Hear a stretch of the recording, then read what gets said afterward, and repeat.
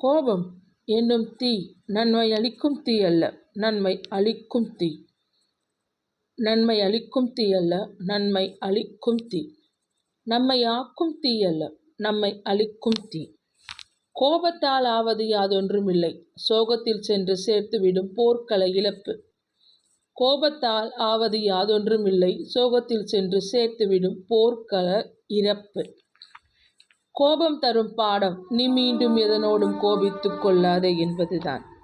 காரணம், கோபத்தால் நேரிட்ட பெரும் இழப்பு, இழப்பு தந்த வலி, வலி தந்த வேதனை, வேதனையான சூழ்நிலை. அவ்வளவுதான். கோபம் அளிக்கும் பாடம் சோகம்.